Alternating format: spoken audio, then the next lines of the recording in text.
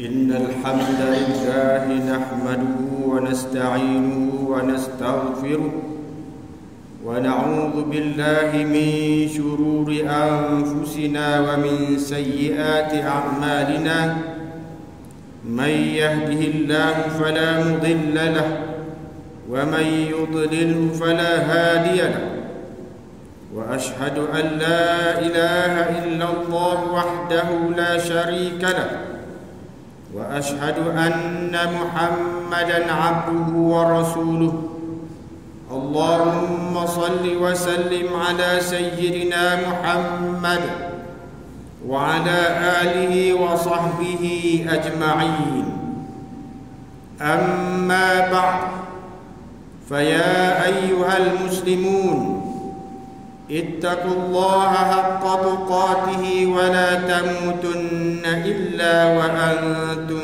مسلمون قال الله تعالى في كتابه الكريم قل هل يستوي الذين يعلمون والذين لا يعلمون إنما يتذكر أولو الألباب. Artinya, adakah sama orang yang mengetahui dengan orang yang tidak mengetahui? Sesungguhnya orang yang berakallah yang dapat menerima pelajaran.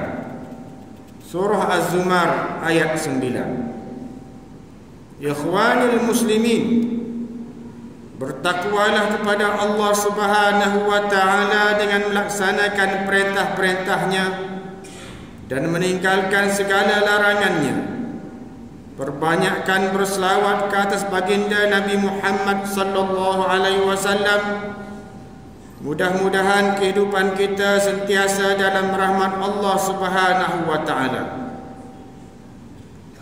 Pada hari Jumaat yang mulia ini, khatib ingin menarik perhatian saudara-saudara sekalian mengenai firman Allah yang baru dibaca dalam muqaddimah khutbah ini. Firman Allah ini memberi peringatan kepada kita supaya kita dapat membezakan peranan orang jahil dan ulama, khususnya dalam menjaga kesucian agama Islam.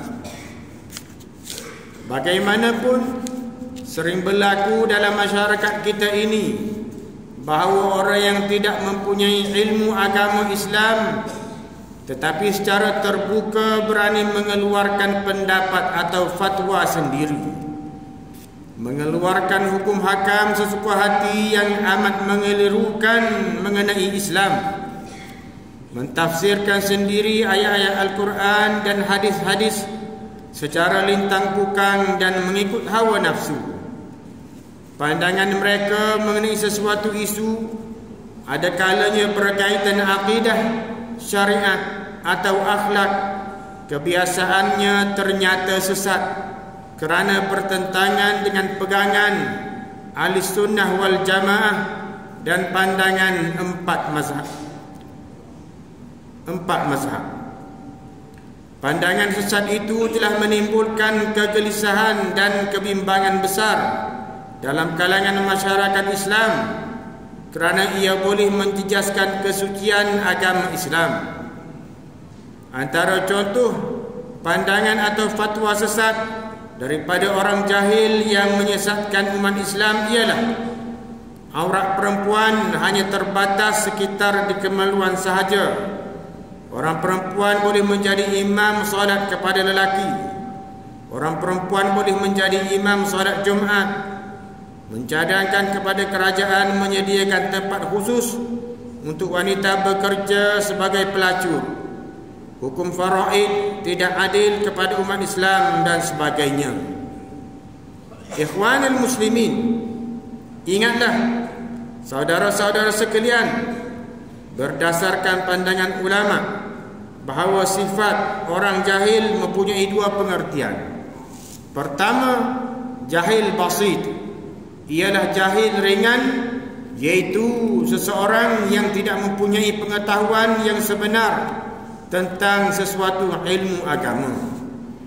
Orang jahil basit ini menyedari kelemahannya dan akan berusaha meningkatkan ilmu agamanya dari semasa ke semasa untuk menghilangkan kejahilannya.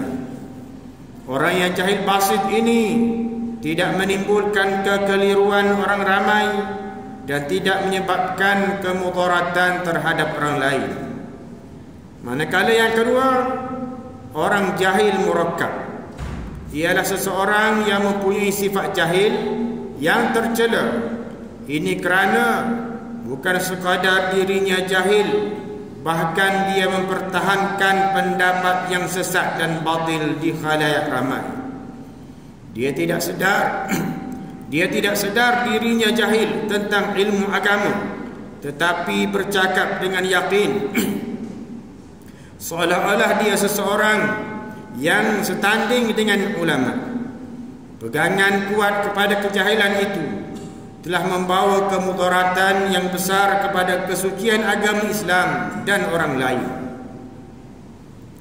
Dia menghina dan merendahkan pandangan ulama lain dan tidak akan meminta maaf, serta amat susah untuk kembali ke pangkal jalan dari pandangan yang sesat itu.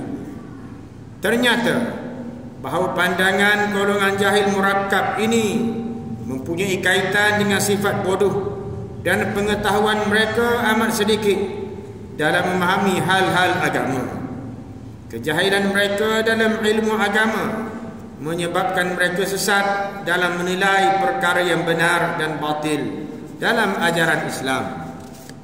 Sabda Rasulullah sallallahu alaihi wasallam, "Sayati 'alan nas sanawatun khadda'at yusaddaqu fiha al-kadhib wa yukadzabu fiha as-sadiq wa yu'tamanu fiha al-kha'in wa yukhawwanu fiha al-amin wa yantiqu fiha ruwaybidah." Qila wa ma ruwaybidah? Qala ar-rajulu at-tafihu fi amri al-'am. Rawahu Ibnu Majah wa Ahmad. Maksudnya, akan datang kepada manusia tahun-tahun yang penuh dengan penipuan. Ketika itu pendusta dikatakan sebagai orang yang benar. Orang yang benar dikatakan pendusta. Pengkhianat dikatakan orang beramanah, sedangkan orang yang amanah dikatakan sebagai pengkhianat. Pada ketika itu Ruwaybidah akan berbicara. Maka ada yang bertanya, apa yang dimaksudkan Ruwaybidah, wahai Rasulullah?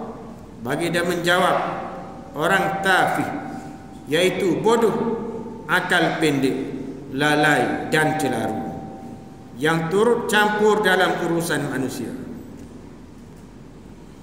Berdasarkan perbincangan ulama, Ruwaybidah adalah merujuk kepada orang yang jahil tentang ilmu Islam, tetapi berkeras juga mahu bercakap tentang Islam, walhal mereka bukan ahli dalam perkara tersebut. Kerana itu, pandangan orang yang jahil murakkab ini boleh memberi kemudaratan yang besar kepada masyarakat Islam. Kerana yang pertama, membuka jalan kepada syirik, kesesatan dan murtad. Kedua, mencetuskan masalah kepada keluarga, persekitaran masyarakat dan pertubuhan dalam menentukan mana yang hak dan batil. Ketiga, menyuburkan sifat berbohong, akhlak keji, maksiat dan menjalani hidup tanpa matlamat yang jelas. Ikhwanil muslimin, ingatlah, Allah murka kepada mereka yang diberi akal fikiran, mata dan telinga, tetapi tidak mempunyai kesedaran untuk berfikir secara waras dan terus kekal dalam keadaan jahil. Allah Subhanahu wa taala mensifatkan mereka ini lebih teruk daripada haiwan.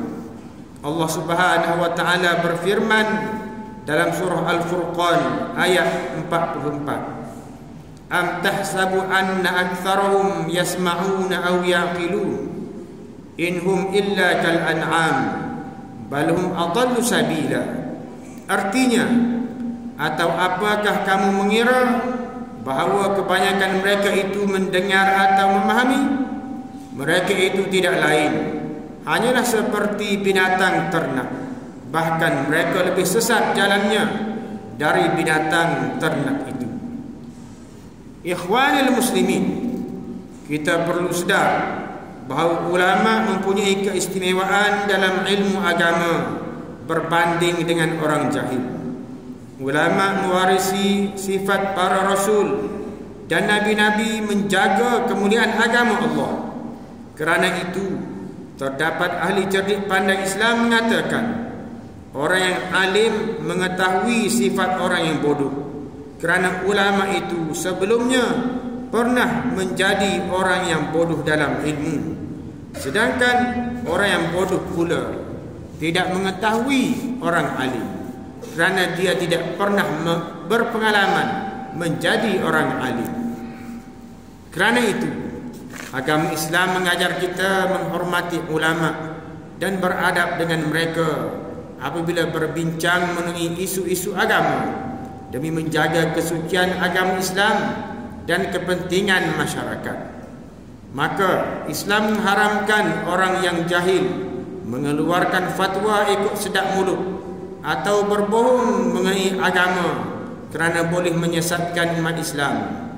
Allah berfirman dalam surah An-Nahl ayat 116, "Wala taqulu lima tasifu alsinatukumul kadhiba hadza halal wa hadza haram litaftaru 'ala Allahil kadhib innal ladzina yaftaruna 'ala Allahil kadhiba la yuflihun." Artinya, dan janganlah kamu berdusta dengan sebab apa yang disifatkan oleh lidah kamu. Ini halal dan ini haram, untuk mengada-ngadakan sesuatu yang dusta terhadap Allah. Sesungguhnya orang yang berdusta terhadap Allah tidak akan berjaya. Di negeri kita dan juga di negeri-negeri lain, sesuatu fatwa itu dikeluarkan oleh jawatan kuasa fatwa yang diketuai oleh sahibus samahah mufti. Ahli fatwa ini terdiri daripada alim ulama.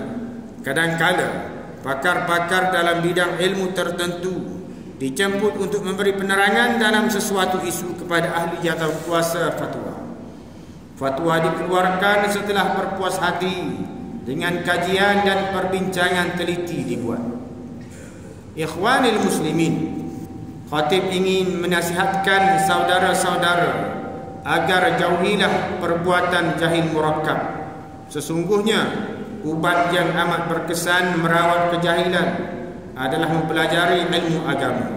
Menuntut ilmu agama adalah hal yang sangat mulia, kerana boleh menjadikan kita manusia yang beradab, takut kepada Allah Subhanahu wa taala, dan akan meninggikan lagi darjat kita. Allah Subhanahu wa taala berfirman, "Yarfa'illahu alladhina amanu minkum walladzina utul ilma darajat." Artinya, Allah akan meninggikan orang yang beriman di antaramu dan orang yang diberi ilmu pengetahuan beberapa darjat. Surah Mujadalah ayat 11. Ikhwanil muslimin, akhirnya marilah kita berdoa kepada Allah Subhanahu wa taala agar menyelamatkan kita semua daripada segala wabak penyakit dan bala bencana.